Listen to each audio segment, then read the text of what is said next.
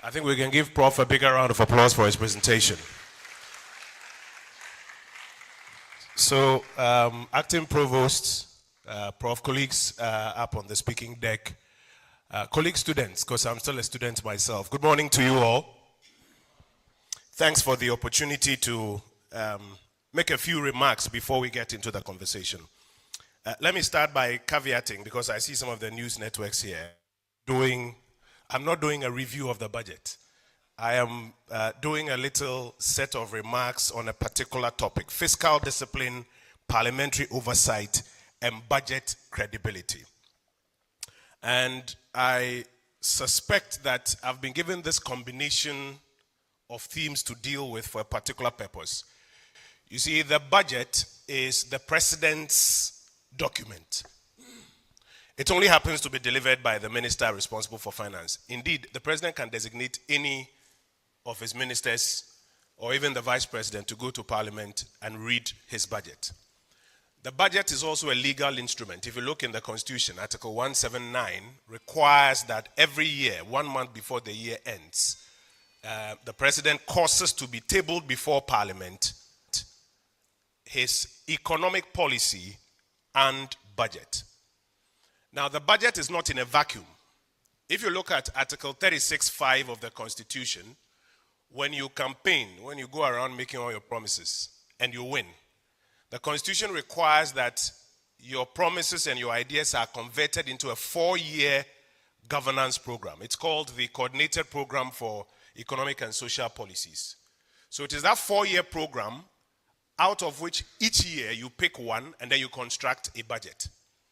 And so your budget is supposed to be speaking to a certain medium-term program. And as Prof discussed earlier, even though this government's medium-term program is not ready, the broad vision of the country is a good measure. And that's why he was comparing the economic policy and budget to that. Now, when the budget is then brought to Parliament, our job is to scrutinize and to approve, because Parliament is the arm of government that has what we call the power of the purse. So Parliament is the one that will give the government permission to raise money, and then will also give approval to spend the money. And in between the two, we exercise what we call oversight, to check and be sure that government is doing what it has committed to the people of Ghana that it will do. And it is within this context that I'm making my remarks. Now, fiscal discipline, as I'm sure you have heard, has become a very popular term now. Theoretically, what it means is living within your means. You would have heard Professor Nsedu talk about something as the primary balance. In fact, properly speaking, the primary balance on commitment basis is expected to be in surplus, and that is what suggests that you are living within your means. But from my experience, having worked as a member of parliament, deputy minister of state, now an opposition MP, fiscal discipline goes beyond the question of living within your means. Fiscal discipline, in my experience, is about first designing a fit-for-purpose fiscal program. If you design the program and it's not fit for purpose, even within that program, you are showing an intention to be indisciplined. Second is to stick to that program. And third is to ensure that by the time that program is executed, with all the conditions that may come as exogenous shocks even, that program lives up to the concept of living within your means. And so I'll speak to that as we go on. Parliamentary oversight, theoretically, is also about how Parliament scrutinizes the budget and oversees performance. But in practice, it should go way beyond that. How Parliament tightens the bolts and nuts and pushes government to deliver on the social contract is, for me, the refined definition of parliamentary oversight. And then credibility. So what does credibility mean? You know, Ghana is one of the countries in which we celebrate the budget reading more than the implementation of the budget. I remember in our days, sometimes when we read the budget, you go to Abusoka and you see people jubilating. Read. And some promises have been made. But what is more important is the implementation of that. So Credibility is not just about announcements that have been made, but it's about whether or not the public can rely that the outcomes, the execution, will reflect what has been programmed. And so what you're asking me to do is to now put these three things together: fiscal discipline, parliamentary oversight, and credibility. What my reflection is that first of all, the fiscal details matter. So are the ideas in the fiscal program fit for purpose? That's the first indication that you are going to actually achieve fiscal discipline. For those of you who recall, when the current administration was campaigning and when the current finance minister was being vetted, they explained how they expect to run the fiscal program so that they can fulfill all the commitments that they have made, including the reflections that Professor Nsedu has done.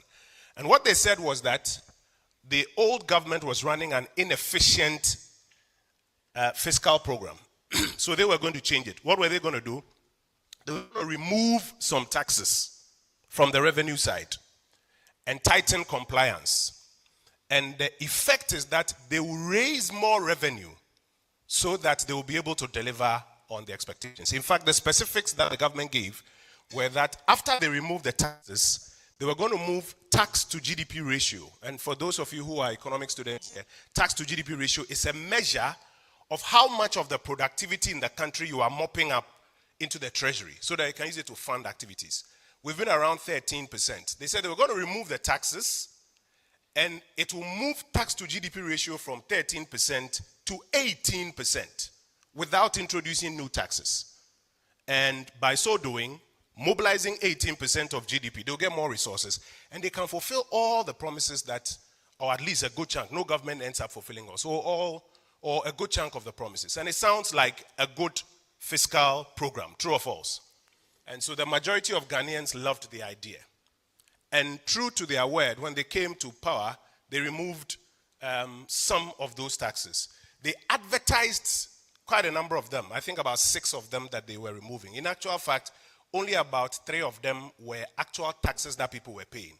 There were about 3 others, emissions levy and a few other levies, where the collection was 0 because they were not being implemented. So there was a lot of fanfare.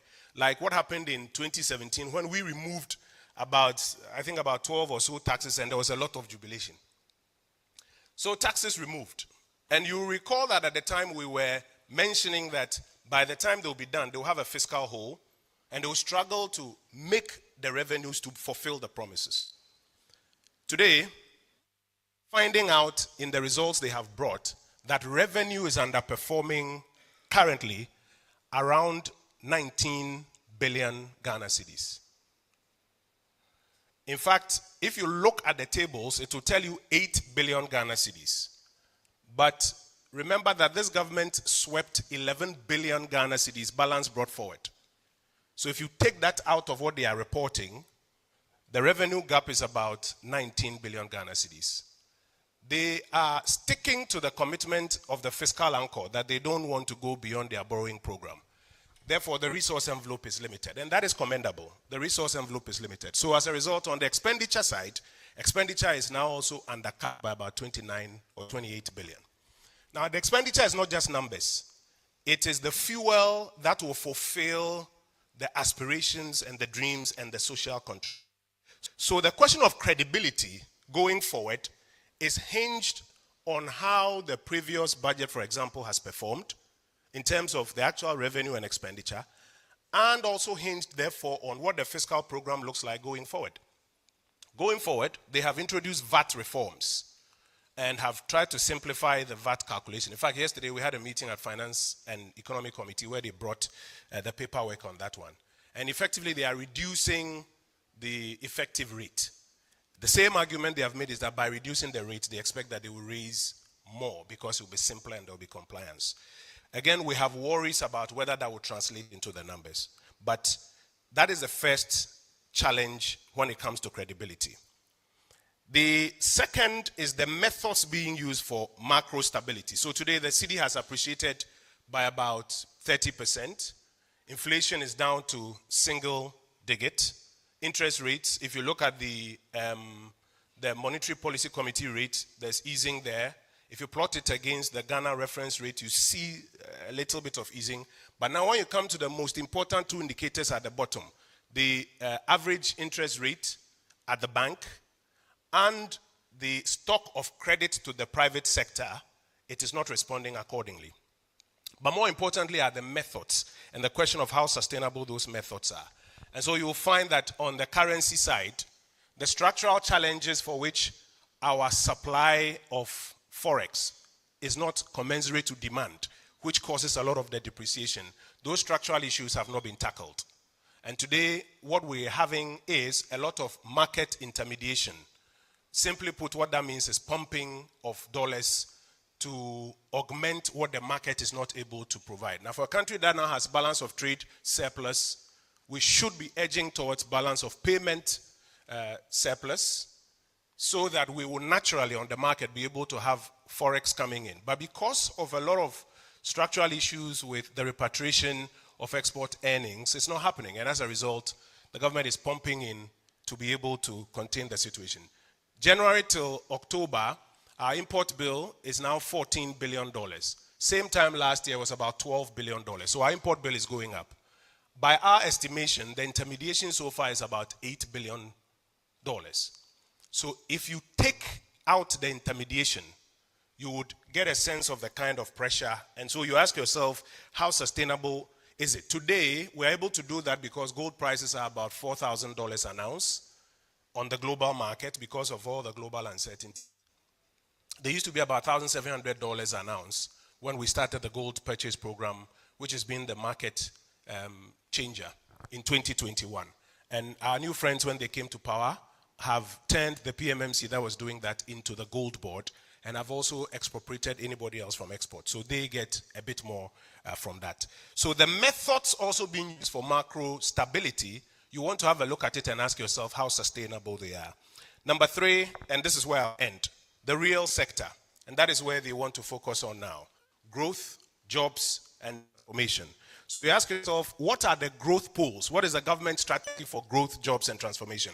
24-hour economy. It was a very popular concept during one job, 3 people, 3 shifts. The government has announced or launched the program.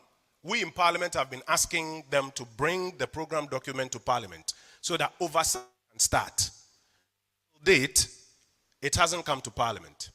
It's not just that.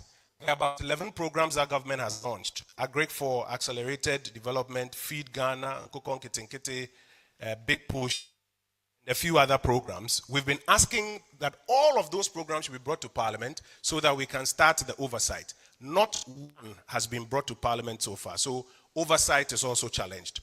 But you had the benefit of the program document. And why it's important is that when they are made available, you, faculty here, lecturers, professors, you can now interrogate and get a sense of whether or not these programs deliver the growth that is being promised, the jobs that is being promised, and the transformation that is being promised. Or whether you can even give feedback. But in the absence of the actual program, all of us struggle. We don't have it, you don't have it.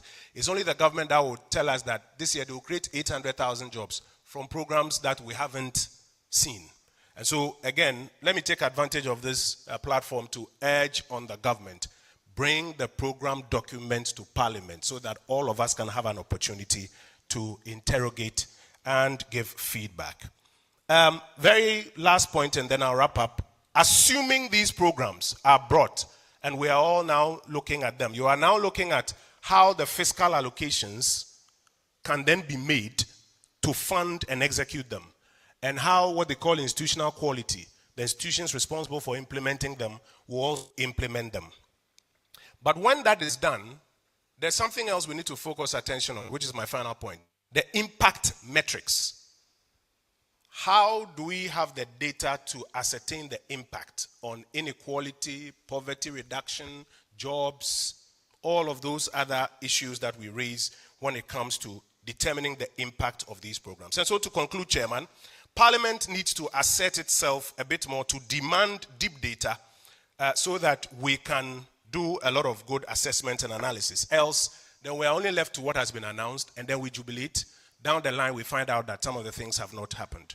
Fiscal data also needs to be automated and published regularly so that even you sitting here, you can look at the numbers for yourself. For many people, but for the fact that I'm telling you that revenue is underperformed by 19 billion, you didn't know. And government will be saying fiscal discipline, fiscal discipline. For the fact that, or if I wasn't telling you that the Controller and Accountant General's national accounts show a sweep over balance brought forward of 11 billion from last year, you will believe the story that the leaving government did not leave any buffers for the new government. But this is why it's important that fiscal data is published regularly by various institutions so that all of you can do your analysis. The macro methods also need to be disclosed with candor. For example, on the currency, in the beginning of the year, we had so many stories. You ask, are you doing intermediation? Governor says no. Are you doing intermediation? President says no, it's good leadership. It takes the IMF to come in and say, no, you are doing intermediation, stop it, and bring a framework. And then when they stop, the depreciation starts. When they put in the framework and now they are announcing, then now there's an appreciation. So there needs to be candor and a front loading when it comes to some of the macro methods that are being used, so that all of you, the academics, you can also make your assessments. I've mentioned the program documents already. Parliament also needs to do what we call performance hearings. So if we give you 200 million cedis for planting for food and jobs, that you are going to do an agric intervention program, there will be food stock and prices will come down. And at the end of the day, you spend our $200 million and food prices haven't come down. I think that we should be having some performance hearings, not just about public accounts committee to see whether you spent the money in accordance with accounting and legal practices, but about outcomes, for which reasons we made those funds available. In particular, reports on the quality of life indicators need to be focused on so that we can measure the kind of impact that we are making. And we in Parliament also need to reorient ourselves. We need to reform. Usually when the budget is brought, if you're on government side, you say everything is good. If you're on opposition side, you say everything is bad. We are trying to move away from that, and we encourage ourselves that we should look at these things more from a technical point of view, frank nationalistic point of view, and not necessarily a partisan point of view. And that way, Parliament can ensure that the interaction that we have with the executive will birth credibility going forward. I thank you for the opportunity to make these remarks.